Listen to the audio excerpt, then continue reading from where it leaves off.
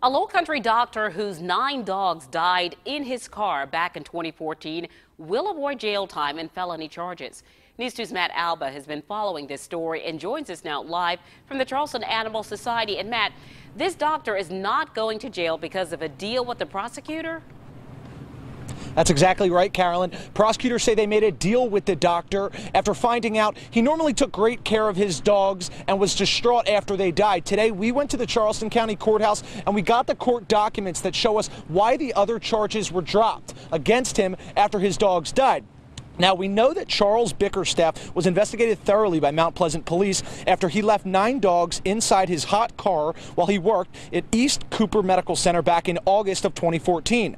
Bickerstaff admitted to loading 9 dogs into 5 animal carriers inside his SUV. He drove to work, and then he left them inside his car while working. Now, after the temperature in the car went up to 84 degrees, the dogs died a short time later.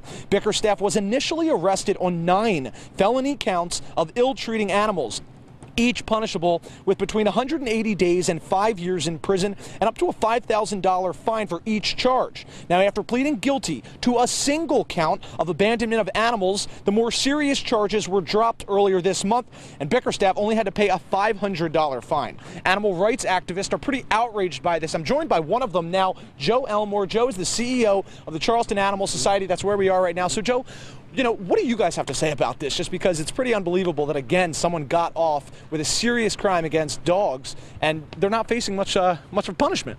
That's right, Matt. We're outraged, to say the least.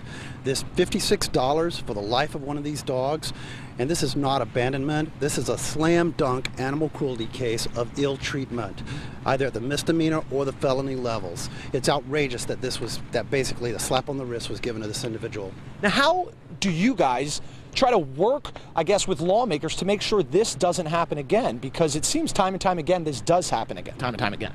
We work with various law enforcement agencies. We have folks on an large animal cruelty operation right now. We wish the solicitor had reached out to us, gotten the second opinions on the necropsies. Come to us. This is what we do, animal cruelty investigations. Go to the University of Georgia, University of Florida. There's so many resources available, and this is slam dunk animal cruelty. The animals have no voice. We are their voice. Joe, thank you so much.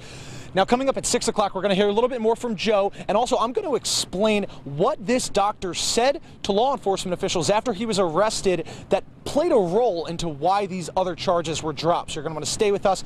Right now, I'm live in North Charleston at the Charleston Animal Society. Matt Alba for News 2.